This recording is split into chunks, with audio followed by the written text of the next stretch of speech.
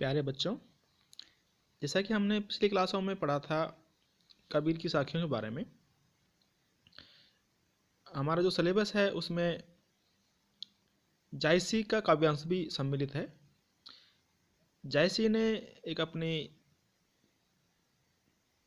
अद्भुत कृति जिसको पद्मावत कहते हैं वो रचित की।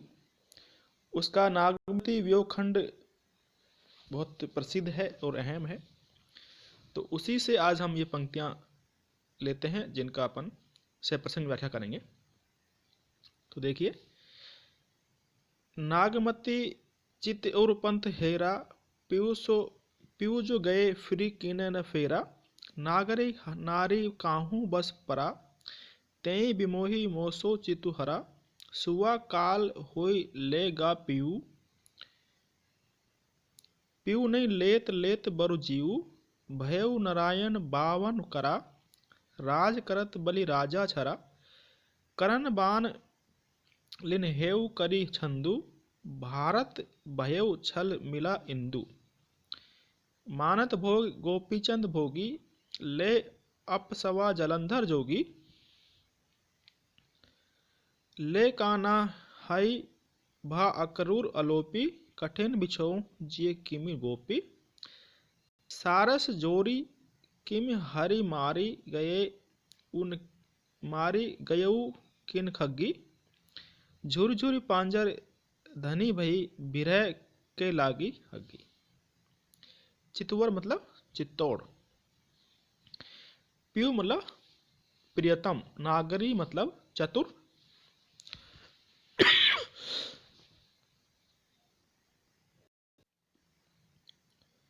नागरी मतलब चतुर, सुआ मतलब तोता, जीव मतलब प्राण, छरा मतलब छल किया, छंदु मतलब छल कपट, अपसवा भगा ले गया, अलोपी चुपचाप, जोरी मतलब जोड़ी, पांजर मतलब अस्थि पंजर। तो देखिए, प्रस्तुत अवतरण जायसी द्वारा रचित पद्मावत काव्य के नागमती वियोग खंड से उद्धृत है। जब राजा रतन सेन हीरामन तोते के संदेश पर सिंगल द्वीप चला गया, तब उसकी परिणीता रानी नागमती अत्यधिक विरह व्यथा से पीड़ित रहने लगी। इस पद में नागमती की विरह वेदना की स्थिति का चित्रण किया गया है। जब रतन सेन पद्मावती के रूप सौंदर्य के बारे में हीरामन तोते से सुनकर के सिंगल द्वीप चले गए, तो उनकी जो रानी थी नागमती, उनकी क्या दशा होती है, क्या विरह वेदना होती है, उसका वर्णन या चित्रण यहाँ पे किया गया है।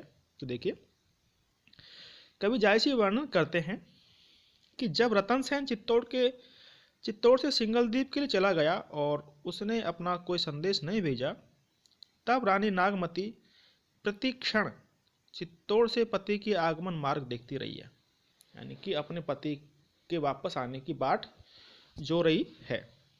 किंतु उसका प्रियतम ऐसे गया कि फिर लौटा ही नहीं। तब नागमती के हृदय में अनेक विचार शंकाएं उठने लगी।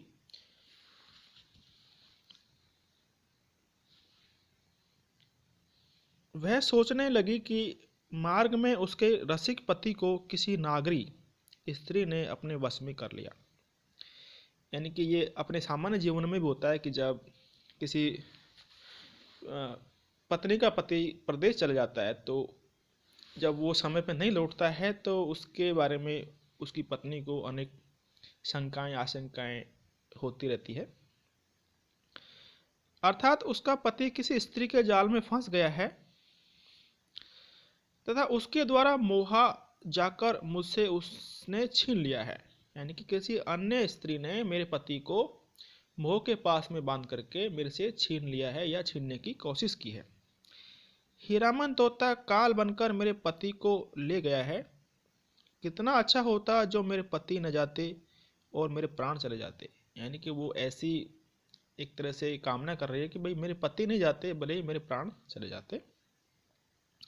अथवा तोता मुझसे पति नहीं छीन ले गया, अपितु मेरे प्राण छीन ले गया।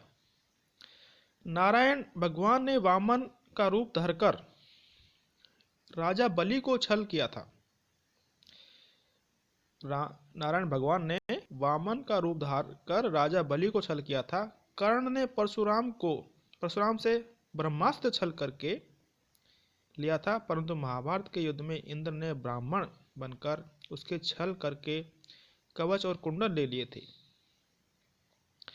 राजा गोपीचंद भोगी होकर सुख भोग कर रहा था, परंतु जलंधर योगी उसे भगाकर ले गया, अर्थात उसे भोगी से योगी बना दिया।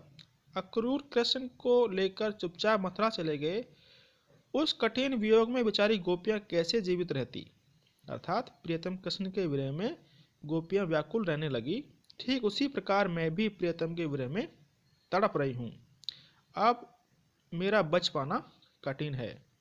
यानी कि नागमती जो है ऐसे उदाहरण दे करके ये मतलब प्रकट करना चाहती है कि वो किस तरह से अपने पति के वियोग में वेदना से ग्रसित है और पीड़ित है। न मालूम मेरी इस सारस जोड़ी को किसने अलग कर दिया है। सारस जोड़ी मतलब जो कि एक साथ रहती है, सारस दोनों, और बिछुड़ती नहीं है। क्या तोता रूपी शिकारी ने मेरे पति को मार डाला है? मैं पति वियोग की वेदना से सूख कर हड्डियों का ढांचा मात्र रह गई हूँ। विरह की आग लगने से मेरा प्राणांत समीप लग रहा है। यानी कि मैं जो मेरे पति के वियोग की जो अग्नि है उससे मैं जलकर हड्डियों की तरह हो गई हूँ, एक तरह से हड्डियों का ढांचा मात्र रह गई हूँ, और मुझे ऐसा लग रहा है कि मेरे प्राण का जो अंत है वो अब समीप ही है। इसमें विशेष बात देखिए, विरहिणी नायिका के हृदयगत उद्गारों की मार्मिक अभिव्यक्ति हुई है। मार्मिक मतलब जो अपने अंतरतम को छू ले, इस तरह की अभिव्यक्ति जो अपने अंदर हृदय को भी कचोट दे। इसमें वामन अवतार, कर्ण, परशुराम, इंद्र आदि से संबंधित पौराणिक प्रसंग उपस्थित कर जायसी ने भारतीय संस्कृति का ज्ञान व्यंजित किया है। राजा गोपीचंद की माता का नाम मैनावती था। उसी की प्रेरणा से जलंधर योगी ने राजा गोपीचंद को भोगी से योगी बना दिया। यह कथा नाथपंथी योगियों से संबंधित है। विरह मूलक चिंता, गुण कथन नामक दशाओं की वंदना हुई है। विप्रलंब श्रृंगार उदाहरण एवं आक्षेप अलंकार प्रयुक्त हुआ है।